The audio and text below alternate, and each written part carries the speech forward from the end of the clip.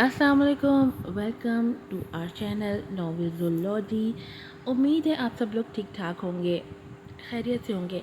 आज आपके लिए लेकर आई हूँ नॉवेल आवारगाने इश्क की एपिसोड नंबर 17। इसकी एपिसोड नंबर 18 और 19 भी आज ही लगेगी, तो थोड़ी देर के बाद चैनल को दोबारा विज़िट कर लीजिएगा। प्लीज़ प्लीज़ प्लीज़ चैनल को लाजमी सब्सक्राइब करें, वीडियो को शेयर कीजिएगा, रिव्यूज़ दीजिएगा और अच्छे अच्छे प्यारे प्यारे से रिव्यूज़ दीजिएगा और लाजमी चैनल को सब्सक्राइब करना आपने। बढ़ते हैं एपिसोड की तरफ। नॉवेल का नाम है आवारगाने इश्क, राइटर है इसकी मलाइका रफ़ी और एपिसोड नंबर है इसकी 17। रात के 10 बज रहे थे जब वो लॉन में आया। महनम उसे लॉन के एक कोने में गुमसुम बैठी नजर आई थी। गहरा सांस लेके छोटे कदम उठाता वो महनम के पीछे जा खड़ा हुआ था। कुछ देर उसकी पुश्त देखता रहा। मुझे आपके बारे में जानना है महनम। महनम मुड़ के उसे देखने लगी। क्या जानना है आपको? मेरे बेटे को दैमीर ले गया है मुझसे दूर। मैं बार बार कॉल कर रही हूँ लेकिन कॉल नहीं जा रही उसके नंबर पे, और मैं नीम पागल सी होकर यहाँ बैठी एक बार फिर यकीन के टूटे जाने का तमाशा देख रही हूँ। तलाल लब भींचे उसे देखने लगा, जबकि मैनम फिर से रुख मोड़ के उसी पोजीशन में बैठ गई। आप इंसाफ नहीं चाहती क्या? तलाल की बात पे उसके चेहरे पर तल्ख मुस्कुराहट बिखरी थी। इंसाफ? कौन दिलाएगा इंसाफ? एक भिखारन जिसे बार बार मर्द अपनी अना के भीन चढ़ा गया, बार बार तस्लील हुई, वो इस माशरे से या इस अदालत से क्या उम्मीद रखे जिसके निगहबान मर्द हैं। उसका लहजा बेहद तल्ख था। तलाल उसके पास पड़ी कुर्सी पर जाके बैठ गया। ना उम्मीदी और मायूसी गुनाह है मैनम, आप भी तो मायूस हैं अपना सब कुछ खोने के बाद। मैनम उसे देखती कहने लगी, मैं मायूस नहीं तल्ख हो गया हूँ। तलाल ने उसकी तस्वीर की। मैं एक कोने में जाके नहीं बैठता या घंटों ये नहीं सोचता कि इस माशरे ने मेरा सब सब मुझसे छीन लिया। मैं आज भी जंग लड़ता हूँ, आज भी इंसानों को जीत की उम्मीद दिलाता हूँ, नई ज़िंदगी की उम्मीद दिलाता हूँ। बस थोड़ा सा तल्ख हूँ। मैनम खामोश रही। आप लड़ेंगी तो आपको आपका बेटा मिलेगा, आप कदम उठाएंगी तो आपको इंसाफ मिलेगा, आप मजबूत होंगी तो ही आप साबित कदम रहेंगी। मिस महनम, आप एक कोने में बैठ के खुद का तमाशा लगाएंगी तो दुनिया आपका तमाशा एक नज़र देख के आगे बढ़ जाएगी, लेकिन जब उठेंगी, लड़ेंगी, आवाज़ उठाएंगी तो दुनिया बार बार रुक के आपको देखेगी। महनम गौर से उसे देख देख और सुन रही थी, जबकि तलाल हल्का सा मुस्कुराया था। मम्मा ठीक कहती हैं, मैं खड़ूस ज़रूर हूँ, बेदिल का बहुत बट दिल का बहुत अच्छा हूँ। महनम सर झटक के नज़रें फेर गई। सो वो अपना मोबाइल निकाल के सामने टेबल पे रख चुका था। बताएं मुझे अपनी लाइफ के बारे में सब कुछ। फिर मैडम ने सवाल किया था। फिर फिर आपको ये यकीन मिल जाएगा कि इस माशरे का हर मर्द औरत की तस्लील नहीं चाहता, वो औरत को इज्जत भी देता है। तलाल का लहजा नरम और मजबूत था। क्यों करना चाहते हैं आप ऐसा? क्यों सुनना चाहते हैं आप मुझे? महरम अब भी शक भरी नज़रों से उसे देख रही थी, जबकि वो मुस्कुरा दिया था। अल्लाह की ज़ात पे यकीन रखिए मैडम, सब बेहतरीन होगा। It's a promise. महरम लब काटती नज़रें झुका गई थी, जबकि तलाल अब मोबाइल पे रिकॉर्डिंग बटन पुश करके उसे देखने लगा। हादी क्यों सो रहा है इस वक्त? कमरे में आता दैमीर उछंबे से अनम को देखने लगा। थका हुआ था बहुत तो इसलिए। अनम इधर उधर देखती कहने लगी, जबकि दैमीर बेड पे हादी के करीब जाके बैठ गया। हादी, देखो आपके पापा आपके लिए क्या लाए हैं। धीरे से हादी पर से कंफर्टर हटा के वो हादी का गाल सहलाने लगा। हादी वेकअप बेटा, नरमी से कहता वो अपने बेटे को जगा रहा था, लेकिन कुछ अजीब से एहसास ने उसे आन घेरा था। उसका चेहरा, हाथ पांव जैसे जल रहे थे, गाल सुर्खी माइल हो चुके थे और सांस बंद थी। हादी, हादी। दैमीर घबरा के बार बार उसका गाल थपथपाने लगा, लेकिन हादी के वजूद में कोई हरकत नहीं हो रही थी। इनहेलर लाओ हादी का, वो अनम को देखते चिल्लाया था। उसके चिल्लाने पे अनम बौखला के इनहेलर ले आई थी। ये ले दैमीर सर। दैमीर तेजी से उसके मुंह में इनहेलर देके पुश करने लगा, लेकिन हादी फिर भी बेसुध पड़ा रहा। कहाँ थी तुम? क्या हुआ है हादी को? किस लिए हो तुम यहाँ? वो चीखे पड़ा था, आंखों में नमी दर आई थी। तेजी से हादी को बाजुओं में उठा के वो बाहर की तरफ भागा। शोर की आवाज़ पे अजमीर भी कमरे से बाहर आया था। کیا ہوا ہے دمیر دمیر؟ جبکہ دمیر رک کے اپنے بھائی کو دیکھنے لگا۔ میرا بیٹا سانس نہیں لے رہا، یہ کہتے کہتے وہ رو پڑا تھا اور تیزی سے باہر کی طرف بھاگا تھا۔ اجمیر بھی اس کے پیچھے ہی آیا تھا۔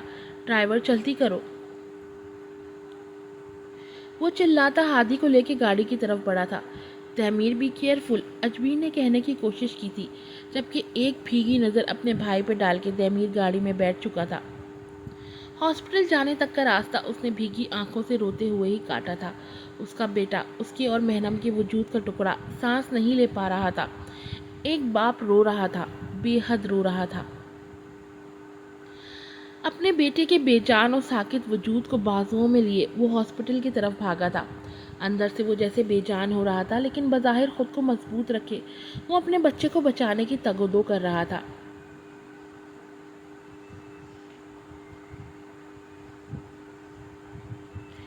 تو ادھر کیا کر رہا ہے؟ اصغر کو اپنی جھوپڑی کے ارد گرد منڈلاتے دیکھ کے شین غصے سے چلائی تھی، جبکہ وہ اپنی بدتیسی کی نمائش کرتا شرمندہ شرمندہ سا اس کے قریب آنے لگا۔ وہیں رہ کے بات کر، شین پھر سے چلائی تھی اور اصغر کے قدم وہیں رکے تھے۔ تجھ سے معافی مانگنے آیا ہوں شین، میرے کو معاف کر دے۔ کیوں معافی مانگنے آیا ہے تو اپن سے؟ اس چہرے کے لیے، اس سیاہ داغ کے لیے؟ شین کی بات پہ وہ شرمندہ سا نظر چرا گیا۔ وہ نیلم جھوٹی نکلی، فریبی نکلی، مجھے دھوکہ دے گئی، کسی اور کے ساتھ شادی رچا لی۔ مجھے کہتی ہے کہ تو شین کا نہ ہو سکا تو میرا کیا ہوگا؟ شین معاف کر مجھے میں تیرے سامنے شرمندہ ہے بہت۔ شین اسے سپاٹ نظروں سے دیکھ رہی تھی، جبکہ وہ ہاتھ جوڑے شرمندہ سا مسکرانے کی کوشش کر رہا تھا۔ نیلم کی تو سن لی، اب میری بھی سن۔ جو تو کہے گی وہی کروں گا، اصغر جلدی سے بولا۔ شین تو جیسے حرامی کا سایہ بھی اپنے قریب برداشت نہ کرے۔ اپنی اوقات کا تھیلا اٹھا اور نکل جا ادھر سے، اپن تھوکتی بھی نہیں ہے تجھ پہ، تو نفرت کے قابل بھی نہیں، نکل ادھر سے۔ وہ اونچی آواز میں غرائی تھی، جبکہ اصغر آس پاس آتے ہوئے لوگوں کو دیکھنے لگا۔ دیکھ شین، عزت کا جنازہ نہ نکال، بتا رہا میں۔ کیا بتا رہا تو اپن کو؟ وہ غراتی اس کے قریب آئی تھی، جبکہ اصغر بوکھلا کے پیچھے ہوا تھا۔ کیا بتائے گا تو اپن کو؟ بے غیرت موالی، تو اپن کو آنکھیں دکھاتا ہے؟ تیری دونوں آنکھیں انگلی ڈال کے نکال باہر کرے گی اپن۔ شین کو تجھ سے گھن آتی ہے، گھن؟ وہ چیخی تھی، سب ان دونوں کو ہی دیکھ رہے تھے۔ نکل ادھر سے بے غیرت۔ اور اصغر ادھر ادھر سب کو دیکھتا تیزی سے بھاگا تھا، جبکہ شین غصے سے اسے بھاگتا دیکھ کے زمین پہ نفرت سے تھوکا تھا۔ دل میں جو برسوں سے آگ جل رہی تھی بدلے کی، آج وہ پوری ہو گئی تھی۔ تبھی اس کے چہرے پہ مسکراہٹ بکھری تھی۔ سر جھٹک کے مسکراتی وہ اپنی جھونپڑی کی طرف بڑھی تھی۔ اگر لوگوں سے اچھا کرو گے، نیکی کرو گے تو ان نیکیوں کے بدلے میں اللہ تم پر رحم کرے گا، وہ ذات تمہیں نواز دے گا۔ اسے پروفیسر ذاکر اللہ کی بات یاد آئی تھی، جو اس نے تب سنی تھی جب وہ ان کے سینٹر کے سامنے سے گزر رہی تھی، اور تب رک کے وہ ان کی باتیں سننے لگی، اور اب وہ مسکرا رہی تھی، پرسکون مسکراہٹ۔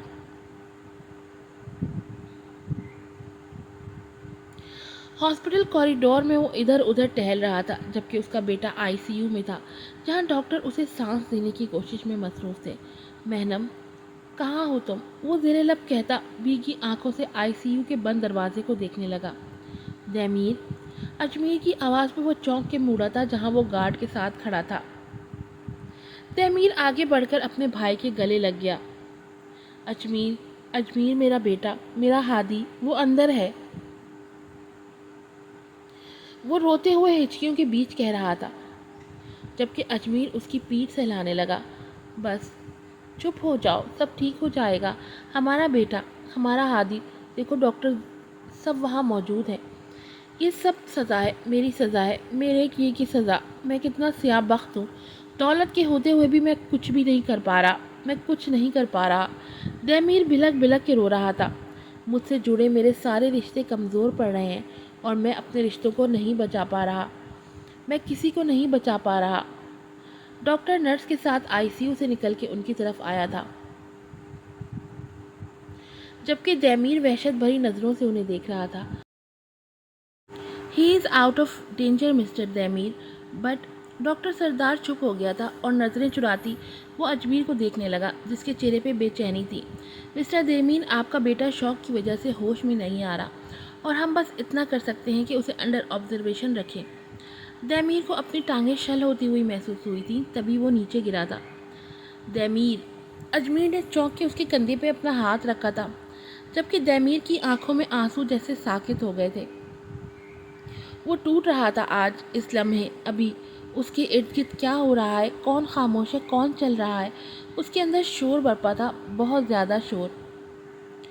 میں دونوں کو الگ سے نوٹیفیکیشن بھجوا چکا ہوں اور بہت جلد کورٹ میں ان سے سامنا ہوگا۔ اب طلال اس کے ساتھ والے صوفے پہ بیٹھے ہوئے کہنے لگا، جبکہ مہنم اسے سن نہیں رہی تھی، اس کی نظریں تو نیوز ہیڈ لائنز پہ تھیں۔ طلال نے رک کے غور سے اسے دیکھا تھا، جس کے چہرے کی رنگت سفید پڑ رہی تھی۔ مہنم، تم ٹھیک ہو؟ ایک خوفزدہ نظر طلال پہ ڈال کے وہ پھر سے موبائل اسکرین کو دیکھنے لگی۔ مہنم، کوئی پرابلم ہے؟ وہ پھر سے پوچھ رہا تھا، جبکہ مہنم نے موبائل کسی اچھوت کی طرح نیچے پھینکا تھا۔ بنا طلال کو دیکھے وہ اپنی جگہ سے کھڑی ہو کے باہر کی طرف بھاگی تھی۔ مہنم! طلال بھی اس کے پیچھے پیچھے ہی آیا تھا، جبکہ مہنم پاگلوں کی طرح گیٹ کی طرف بھاگ رہی تھی۔ شٹ! مہنم! مہنم! طلال نے تیزی سے آگے بڑھ کے اسے بازو پکڑ کے روکا تھا، جبکہ وہ کسی بچے کی طرح مچل رہی تھی۔ چھوڑو، چھوڑو! مہنم، کیا ہوا ہے؟ Can you tell me please? Talal نے اسے دونوں بازو سے جھٹک کے سوال کیا تھا۔ میرے بیٹے کو مار دیا، میرے بیٹے کو مار دیا، اس کی باڈی۔ اپنی بات کہہ کے وہ اب ادھر ادھر دیکھنے لگی۔ جانے دو، جانے دو! طلال نے غور سے اس کی غیر ہوتی حالت دیکھی تھی۔ میں پہنچا دیتا ہوں جہاں جانا چاہو۔ اسے اپنے ساتھ گاڑی تک لے جاتے طلال نرمی سے کہہ رہا تھا، جبکہ وہ غائب دماغی سے خود کو گھسیٹ رہی تھی۔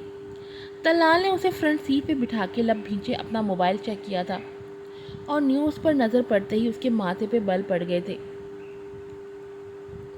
بزنس ٹائکون دیمیر نوفل شاہ کا بیٹا بری کنڈیشن میں ہاسپٹل میں ایڈمٹ ہے۔ وہ تیزی سے گاڑی میں بیٹھ کے گاڑی ڈرائیو پہ ڈال دی۔ مہنم زیر لب کچھ بڑبڑاتی سامنے دیکھ رہی تھی۔ اس کی بکھری حالت پہ طلال کو رحم سا آیا تھا۔ وہ جو سالوں سے سنگ دل بنا پھر رہا تھا، آج اس لڑکی کی حالت پہ اس کا دل موم ہوا جا رہا تھا۔ گاڑی ہاسپٹل کے احاطے میں داخل ہوئی اور مہنم کا دل جیسے گہری کھائی میں ڈوبنے لگا۔ آنکھوں میں خوف کی تحریر مزید بڑھ گئی تھی، ہاتھ کانپے تھے اور جب گاڑی سے اتری تو ٹانگیں بے جان ہو رہی تھیں۔ طلال اس کا ہاتھ پکڑے جیسے اسے کسی زندہ لاش کی طرح اپنے ساتھ کھینچ رہا تھا۔ کب روم نمبر؟ پوچھا طلال نے۔ کب وہ لوگ لفٹ کے ذریعے اوپر گئے اور کب وہ ہادی کے روم کے سامنے پہنچے، وہ بس دیکھ رہی تھی، کھینچی جا رہی تھی۔ روم سے نکلتے دیمیر کی نظر اس پہ گئی اور نظریں جیسے ساکت ہوئی تھی۔ مہنم کا ہاتھ طلال کے ہاتھ میں دیکھ کے اس کے لب بھینچ گئے تھے، تبھی ماتھے پہ بل ڈالے وہ تیزی سے ان تک پہنچا تھا اور مہنم کا ہاتھ طلال کے ہاتھ سے کھینچ کے وہ اب مہنم کو دیکھ رہا تھا، جبکہ طلال نے ابرو اچکا کے اس کی حرکت کو دیکھا تھا اور پھر دیمیر کے چہرے پہ تھپڑ پڑا تھا، جو ایک عورت کی طرف سے تھا، ایک ماں، ایک ٹوٹی بکھری خستہ حال عورت کا۔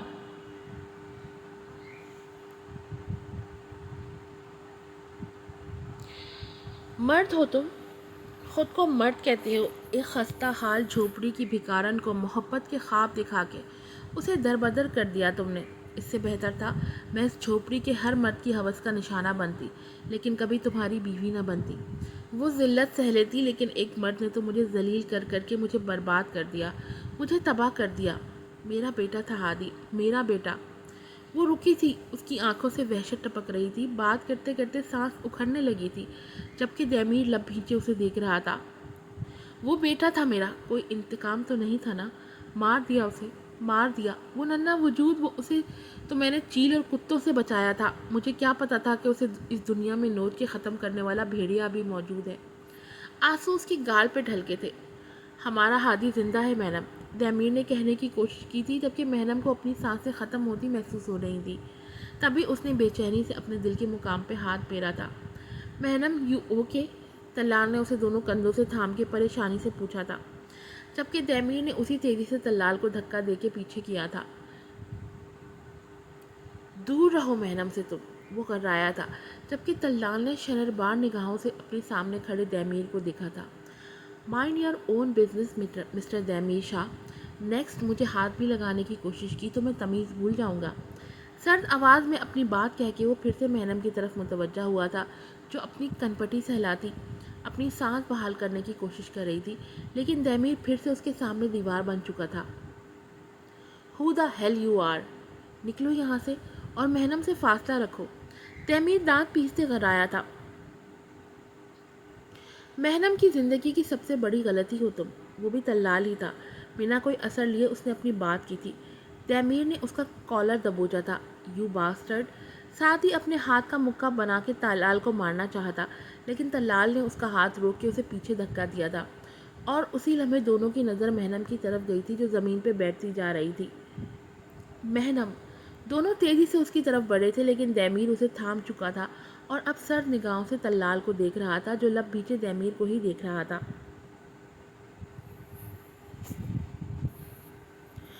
اور پھر مہنم کا کمزور وجود جھٹکوں کی زد میں آ چکا تھا. دیمیر نے چونک کے اسے اپنے بازوؤں کے گھیرے میں دیکھا. سفید پڑتی رنگت کے ساتھ اس کا جسم جھٹکے کھا رہا تھا. مہنم ڈاکٹر. دیمیر چلایا تھا جبکہ طلال تیزی سے ڈاکٹر روم کی طرف بھاگا تھا. مہنم میری بیوی تھی، میرے بیٹے ہادی کی مما. وہ بدکردار نہیں، تم بدکردار ہو. میں محبت کرتی تھی اس دیوتا سے، لیکن اب میں ایک بیوی ہوں، اجمیر نوفل شاہ کی بیوی. پرانی یادیں تھیں، پرانی باتیں تھیں، اور اس کے چہرے پہ ہلکی زخمی مسکراہٹ تھی. اسے اپنے قریب آہٹ کا احساس ہوا تھا. وہ ادھر ادھر نظریں دوڑانے لگا. اسے اپنے چہرے پہ ہاتھ کا لمس محسوس ہوا تھا. مہنم. غزل. اپنے کان کے قریب سرگوشی سی سنی تھی اس نے اور بدک کے پیچھے ہوا تھا. تم یہاں کیا کر رہی ہو؟ وہ چلایا تھا جبکہ غزل کے چہرے پر مسکراہٹ بکھری تھی. اس بیڈ پہ ہماری یادیں بکھری پڑی ہیں، ان اسپیشل مومنٹس کی. سوچا آج پھر سے وہ لمحے میرے اور تمہارے بیچ رہ جائیں. اس کے چہرے پہ شہادت کی انگلی پھیرتی وہ اپنی مخصوص ادا سے کہہ رہی تھی، جبکہ اجمیر نے پوری طاقت سے اسے پیچھے دھکا دے کے خود سے دور کیا تھا. دور رہو مجھ سے، تم شیطان ہو، اور وہ سب ہمارے بیچ اس لیے ہوا تھا کیونکہ تم اپنی ذلیل حرکت سے مجھے نشے میں کر دیا تھا. اپنی جگہ سے کھڑا ہو کے وہ پیچھے ہوا تھا جبکہ غزل مسکراتی آنکھوں سے اس کے چہرے پہ ہوائیاں اڑتی دیکھ رہی تھی. وہ اس کے قریب آ رہی تھی. تمہارا نشہ تو اتر گیا اجمیر، لیکن میرا نشہ نہیں اترا ابھی. اجمیر دل ہی دل میں مدد کی چاہ کرتا بے بسی سے ادھر ادھر دیکھ رہا تھا. اجمیر. اپنے قریب اس کی آواز سن کے اجمیر چونکا تھا. گیٹ لاس غزل. وہ حلق کے بل چیخا تھا اور پھر اچانک گولی چلنے کی آواز آئی تھی اور غزل کی چیخ ابھری تھی. جبکہ اجمیر خوفزدہ نظروں سے اس تاریکی میں دیکھ رہا تھا جو اس کے نصیب میں لکھا جا چکا تھا. آج کی ایپیسوڈ یہیں پر ختم ہوتی ہے. گولی کسے لگی ہے، اجمیر کو یا غزل کو، اور گولی چلائی کس نے ہے؟ یہ سب جاننے کے لیے آپ دیکھیں اس کی ایپیسوڈ نمبر 18 جو کہ تھوڑی دیر بعد ہی اپلوڈ ہو جائے گی. دعا میں یاد رکھیے گا. پھر ملوں گی. السلام علیکم.